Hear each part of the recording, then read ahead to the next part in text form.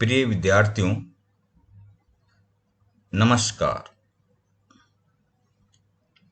BA द्वितीय वर्ष के द्वितीय प्रश्न पत्र में आप सभी का इस कालांश में स्वागत एवं अभिनंदन है। बच्चों,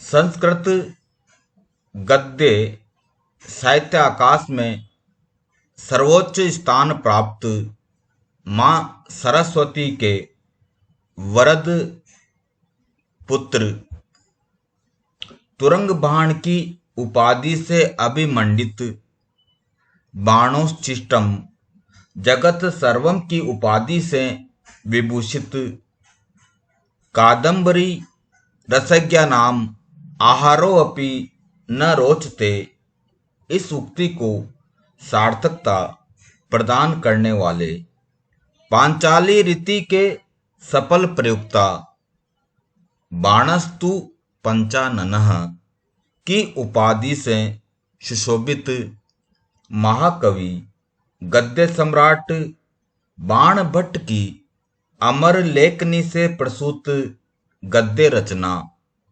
कादम्बरी के प्रथम भाग के अंतर्गत सुकनासोपदेश प्राप्त होता है, जिसमें प्रधान महामात्य सुकनास राजा तारापीड़ का घनिष्ठ मित्र एवं महामंत्री होता है। जब राजा तारापीड़ का पुत्र राजकुमार चंद्रापीड़ अपना संपूर्ण विद्याध्ययन समाप्त करके अर्थात स्नातक होकर अपने घर वापस आता है, तब राजा तारापीड़ ने अपने पुत्र चंद्रापीड़ का यौना राज्याभिषेक करने पर विचार किया। चूंकि राजा तारापीड़ इस तथ्य से भली भांति परिचित था कि अभी तक राजकुमार चंद्रापीड़ को केवल किताबी ज्ञान अर्थात शास्त्र ज्ञान ही प्राप्त हुआ है और वह सांसारिक जगत के व्यवहारिक ज्ञान से पूर्णतया अपरिचित एवं अनभिज्ञ है। इसलिए राजा तारापीड़ चाहता था कि चंद्रापीड़ को युवराज बनाने से पूर्व उसे सांसारिक एवं व्यवहारिक क्षेत्र का भी कुछ परिचय और ज्ञान प्राप्त करवा दिया जाए। अतः इस कार्य के लिए राजा तारापीड़ की नजर में अपना प्रिय मित्र एवं प्रधान अमात्य सुकनास ही सर्वाधिक अनुभवी, योग्य तथा उपयुक्त व्यक्ति था, क्योंकि उसे राजकार्य के साथ साथ सांसारिक और व्यवहारिक जीवन का भी अधिक एवं विशाल अनुभव था। यही सोचकर राजा तारापीड़ एक दिन राजकुमार चंद्रापीड़ को सांसारिक एवं व्यवहारिक ज्ञान प्राप्त करने के लिए मंत्री सुकनास के पास भेज देता है और मंत्री सुकनास ने भी जो उसे उपदेश प्रदान किया है, वही उपदेश कादम्बरी में सुकनासोपदेश के नाम से सुप्रसिद्ध, सुविख्यात अथवा पुकारा जाता है।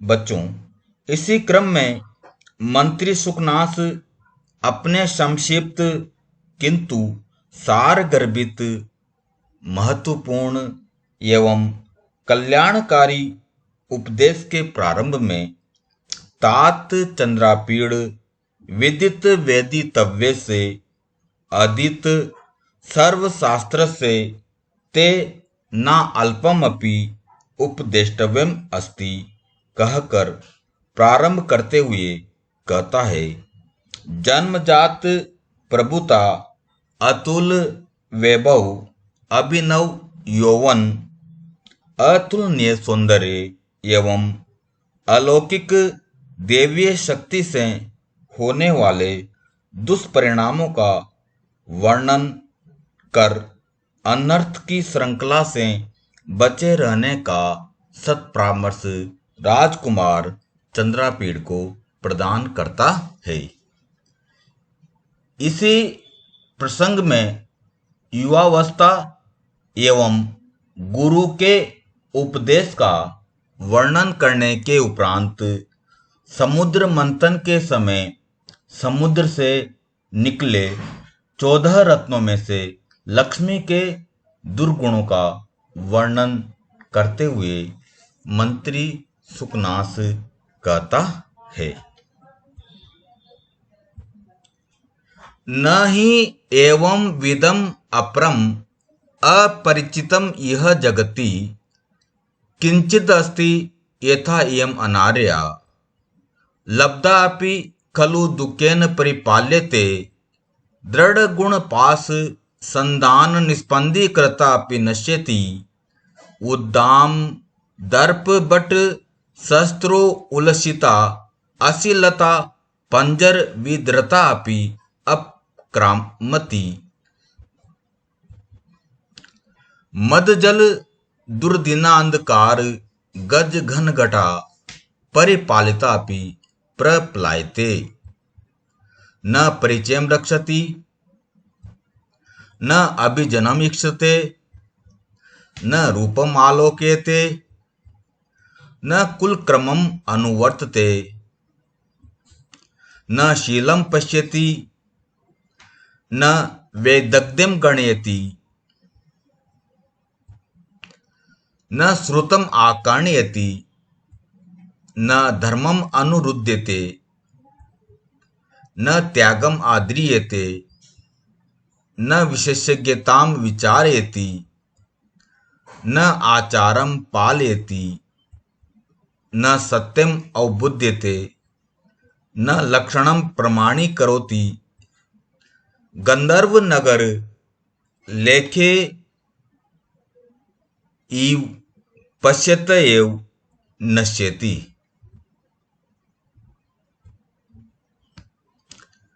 तो यहाँ पर मंत्री सुकनास कह रहा है कि हे चंद्रापीड़,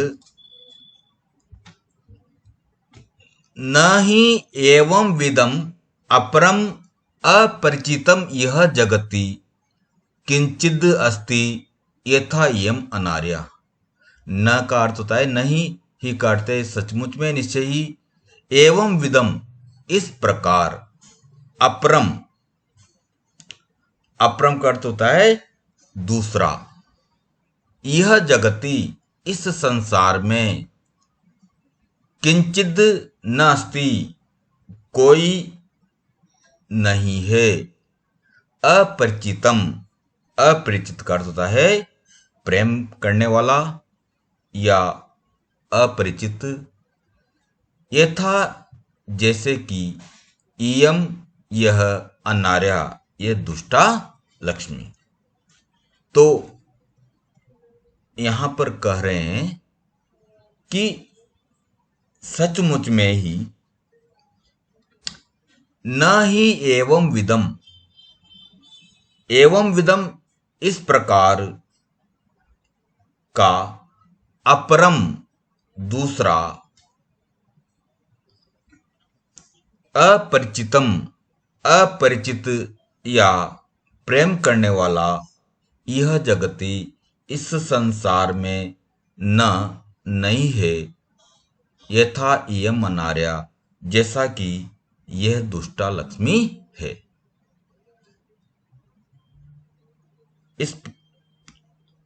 इस संसार में इस प्रकार का अपरिचित अन्य कोई नहीं है जैसी कि यह दुष्टा लक्ष्मी है। अर्थात इस लक्ष्मी के सिवाय अन्य दूसरा कोई इस संसार में नहीं है जैसी कि यह नीच स्वभाव वाली दुष्टा लक्ष्मी है।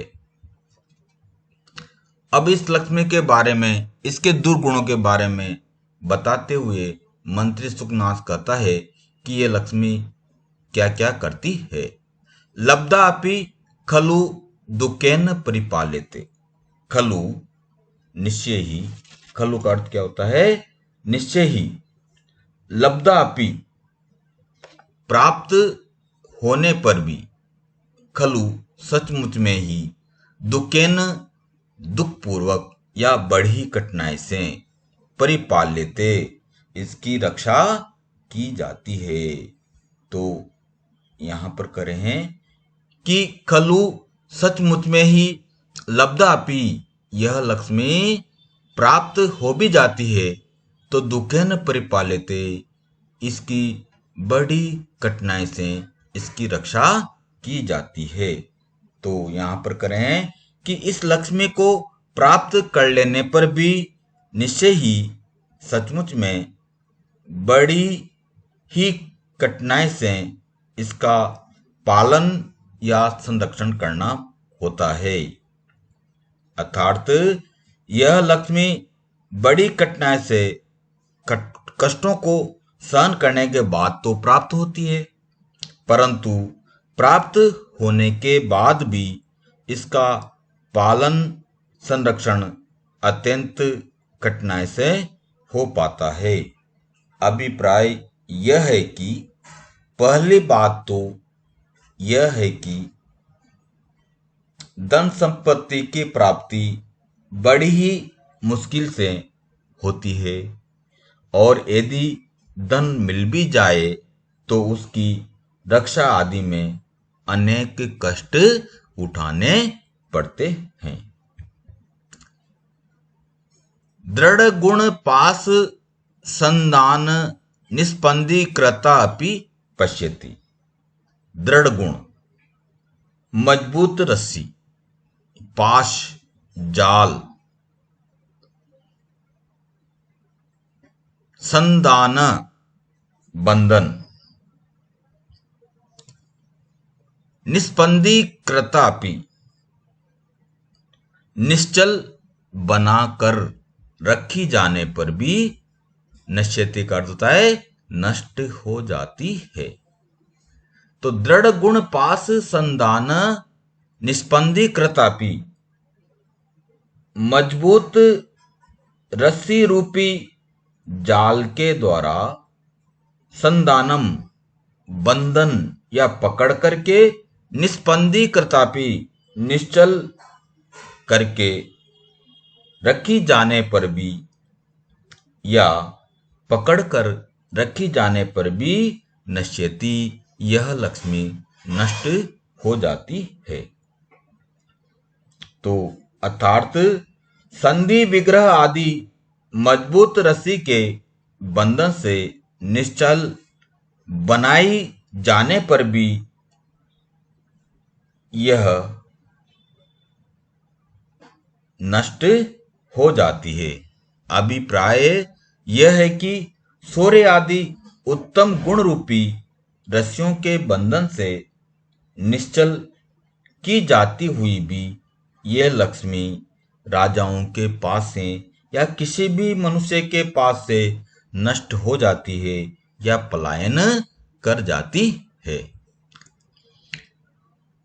उद्दाम दर्प बट शस्त्रो उलसिता अशीलता पंजर विधृता अपि अपक्रामति।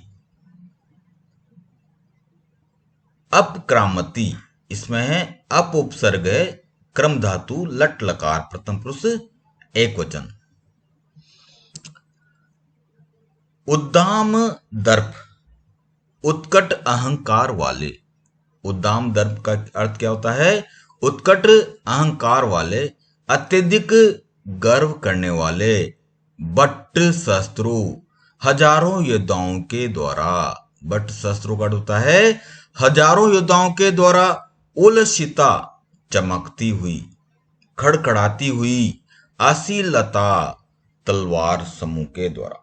असीलता करते तलवार रूपी लताओं के द्वारा पंजर पिंजरे में विद्रतापि, विद्रतापि करता है पकड़े जाने पर भी, बंधन से युक्त किए जाने पर भी, अपक्रामती वहां से भी भाग जाती है। तो फिर देख लीजिए, उदाम दर्प उत्कट अहंकार वाले, अत्यधिक गर्व करने वाले, बट शस्त्रों उलसिता असीलता हजारों की संख्या में योद्धाओं के द्वारा चमकती हुई तलवारों के रूपी पंजर विद्रतापी पिंजरे में पकड़ कर रखी जाने पर भी अपक्रामती उनके बीच में से भी यह लक्ष्मी खिसक जाती है या भाग जाती है। तो फिर देख लीजिए, उद्दाम दर्प बट शस्त्रो उल्लसिता अशीलता, अत्यंत दर्प अथवा गर्व से समन्वित योद्धाओं के द्वारा उल्लसिता गुमाई गई खड़ग अथवा तलवार से युक्त लता रूपी पंजर विद्रतापि पिंजरे में पकड़कर रखी जाने पर भी अपक्रामती दूसरी ओर भाग जाती है, अर्थात उत्कट अहंकार वाले हजारों योद्धाओं के तलवारों के पहरे में रखी जाने पर भी यह लक्ष्मी उनके बीच में से भी भाग जाती है। मद जल दुर्दिनांद कार गज घन घटा परिपालिता अपि प्रप्लायते। मद जल मदमस्त हाथियों के जल से युक्त, दुर्दिना अंधकार भयंकर अंधकार वाले, गज हाथियों के समूह से युक्त, घन घटा बादलों की घटाओं से युक्त, परिपालिता अपि संरक्षित किए जाने पर भी प्रप्लायते उनके बीच में से भाग जाती है। तो फिर देख लीजिए, मद जल दुर्दिना अंधकार, बादलों से मद जल दुर्दिना अंधकार, मद धारा को बहाने वाले घनाकार हाथियों के समूह से परिपालिता संरक्षित किए जाने पर भी प्रप्लायते यह लक्ष्मी भाग जाती है। तो यहाँ पर मद जल दुर्दिना अंधकार करते हैं, मद जल रूपी दुर्दिन अंधकार करने वाली हाथियों के समूह से घन घटा बादलों के घटाओं के द्वारा घेर कर रखी जाने पर भी यह प्रप्लायते उनके बीच में से भी भाग जाती है, अर्थात मद जल की धारा से प्रगाढ़ अंधकार के समान कालिमा या घना अंधकार को उत्पन्न करने वाले हाथियों के समूह या झुंड, जो कि वर्षाकालीन घन घटाओं के समान दृश्य उपस्थित करते हुए उनके द्वारा संरक्षित होने पर भी भाग जाती है। अब आगे करें कि ये लक्ष्मी कितनी चालाक होती है। ये राजाओं के साथ किस प्रकार से छल करती है, इसी के बारे में यहाँ बताया जा रहा है। यह लक्ष्मी न परिचयम रक्षति। यह लक्ष्मी, परिचयम का अर्थ होता है स्नेह या परिचय की, रक्षति रक्षा करती है या पालन करती है। अर्थात न परिचयम रक्षति, यह लक्ष्मी स्नेह या परिचय की भी परवाह या रक्षा नहीं करती है। अर्थात यह लक्ष्मी इतनी दुष्टा है कि किसी से परिचित होने पर भी उसके पास नहीं रुकती है। अभिप्राय यह है कि किसी से संपर्क हो जाने पर भी उस व्यक्ति का कोई ध्यान नहीं रखती है, और जब इसे जाना होता है तो यह उस व्यक्ति को छोड़कर अन्यत्र चली जाती है। न अभिजनम इच्छते। अभिजनम का अर्थ होता है अच्छा कुल। अभिजनम का अर्थ होता है अच्छा कुल या उच्च कुल। इक्षते देखती है, न का अर्थ होता है नहीं। तो न अभिजनम इक्षते, यह लक्ष्मी अच्छे कुल के प्रति भी दृष्टिपात नहीं करती है। अर्थात यह लक्ष्मी उच्च कुलीन व्यक्ति के बारे में भी कुछ भी नहीं सोचती है। यह व्यक्ति उच्च कुलीन है, फिर भी ऐसा भी यह नहीं देखती है। न रूपम आलोकेते। रूपम का अर्थ होता है सौंदर्य, आलोकेते का अर्थ होता है देखना। रूपम, न रूपम आलोकेते, यह सौंदर्य को भी नहीं देखती है। अर्थात यह लक्ष्मी काले और गोरे व्यक्ति के बारे में भी कोई विचार नहीं करती है। यह यदि इस लक्ष्मी को पसंद आ जाए तो यह कृष्ण वर्ण वाले व्यक्ति के पास भी चली जाती है। तो इसीलिए कह रहे हैं कि यह लक्ष्मी न सौंदर्य को देखती है, अर्थात यह व्यक्ति के रंग रूप को भी नहीं देखती है। न कुल क्रमम अनुवर्तते। कुल क्रम, वंश परंपरा। अनुवर्तते, इसका अर्थ होता है अनुसरण करना। तो यहां पर करें न कुल क्रमम अनुवर्तते। हम मानते हैं कि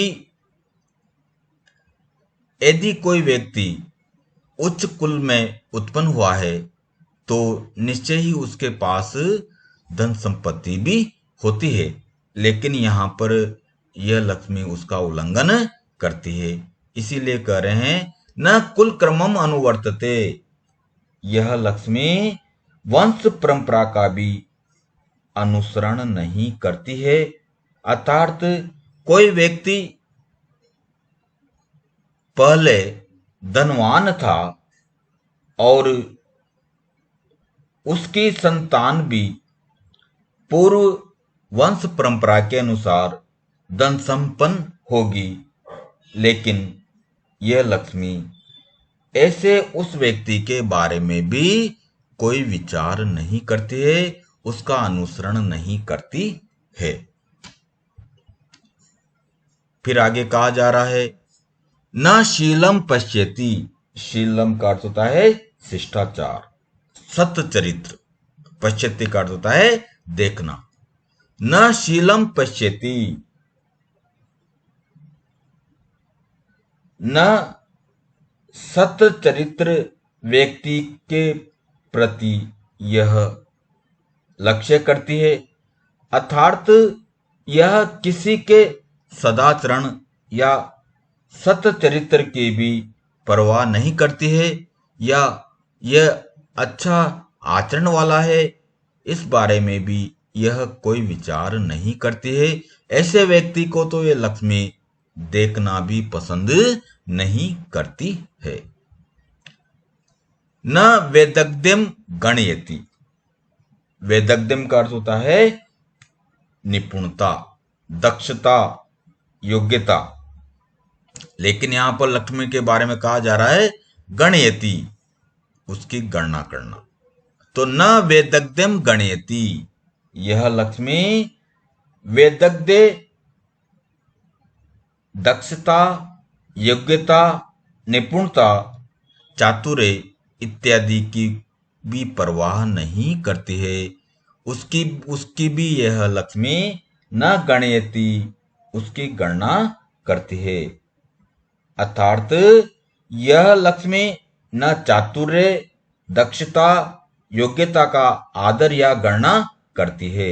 अभिप्राय यह है कि यह लक्ष्मी कोई भी अत्यधिक विद्वान क्यों न हो तो भी उसकी विद्वता का भी सम्मान नहीं करती है। कई बार देखा जाता है कि यह धूर्त, लंपट, मूर्ख व्यक्तियों के पास भी यह लक्ष्मी सहजता से हमें प्राप्त हो जाती है। वह मूर्ख व्यक्ति भी हम देखते हैं कि धन संपन्न होता है। न श्रुतम आकर्ण्यति। श्रुतम करते शास्त्र ज्ञान, वेद पुराण इत्यादि का अध्ययन। आकर्ण्यति सुनना।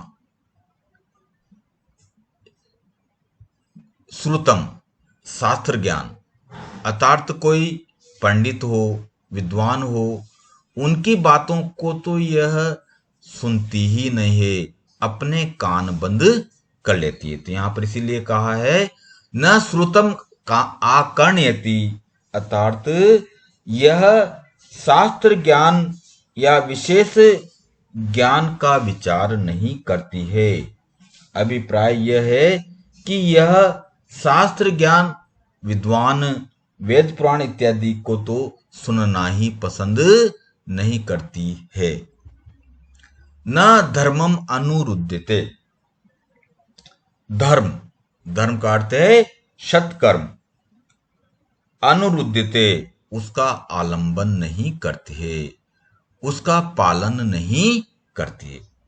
यदि कोई व्यक्ति कितना भी धर्माचारी क्यों न हो, लेकिन उस धर्माचारी व्यक्ति के पास यह लक्ष्मी नहीं जाती है।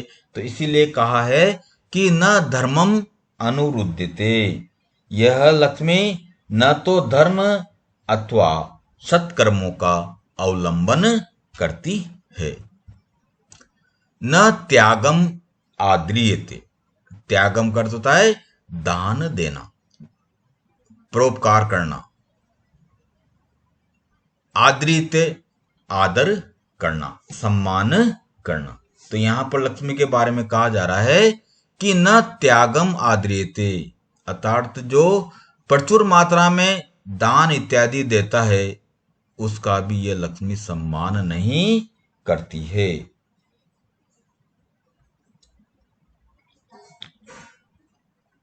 अर्थात दान देने वाले व्यक्ति का भी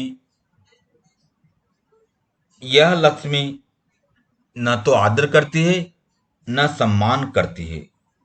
अभिप्राय यह है कि यह शास्त्रीय ज्ञान से रहित तथा धर्माचरण से हीन व्यक्ति के पास भी चली जाती है। इसके लिए किसी व्यक्ति का शास्त्र ज्ञान संपन्न होना अथवा धर्मशील होना इस लक्ष्मी के लिए कोई महत्व नहीं रखता है। कभी कभी तो यह लक्ष्मी क्या है, कंजूस व्यक्ति, मूर्ख व्यक्ति के पास भी चली जाती है। न विशेषज्ञताम विचारयति। यह लक्ष्मी विशेषज्ञताम का अर्थ होता है विशेष ज्ञान को प्राप्त करने वाले, किसी विषय में विद्वता प्राप्त करने वाला। विचारयति सोचना, उसके बारे में विचार करना। तो यहां पर कह रहे हैं कि न विशेषज्ञताम विचारयति, यह लक्ष्मी विशेषज्ञता अर्थात गुणा अगुणा के विवेक के बारे में भी विचार नहीं करती है, क्योंकि प्रायः यह देखा जाता है कि विशेषज्ञ या विद्वान व्यक्ति हमेशा दरिद्रता का ही जीवन व्यतीत करते हुए दिखाई देते हैं। इसीलिए कहा है कि यह लक्ष्मी न विशेषज्ञताम विचारेति, यह व्यक्ति विशेषज्ञता के बारे में भी कोई सोच विचार नहीं करती है। न आचारम पालयति, आचारम का अर्थ है शिष्टाचार, न और पालयति का अर्थ होता है पालन करना। इस लक्ष्मी के लिए कोई नियम कायदे नहीं होते हैं, तो इसीलिए कहा है कि न आचारम पालयति, यह लक्ष्मी शिष्टाचार के मार्ग का भी अनुगमन नहीं करती है, उसका भी पालन नहीं करती है। यह जो धूर्त, बदमाश, लंपट, मूर्ख, अज्ञानी व्यक्तियों के पास भी चली जाती है, शिष्टाचार का पालन नहीं करती है। न सत्यम अवबुध्यते, सत्यम का अर्थ होता है सत्यवादी, सत्यवादी, वास्तविकता, अवबुद्धते, उस अवबुद्धते का अर्थ है समझना। तो यहां पर करें न सत्यम अवबुद्धते, यह लक्ष्मी सत्य अर्थात वास्तविकता को भी समझना नहीं चाहती है, क्योंकि यह लक्ष्मी अनाचारी और असत्यवादी लोगों के घरों में अधिकांशतः पाई जाती है। अर्थात जो जितना झूठ बोलता है, जितना असत्यवादी होता है, उतने ही व्यक्तियों के पास यह लक्ष्मी अधिकांशतः पाई जाती है। न लक्षणम प्रमाणीकरोति, लक्षणम का अर्थ है सामुद्रिक शास्त्र के चिन्ह, प्रमाणीकरोति प्रमाण स्वरूप मानती है, न करते नहीं।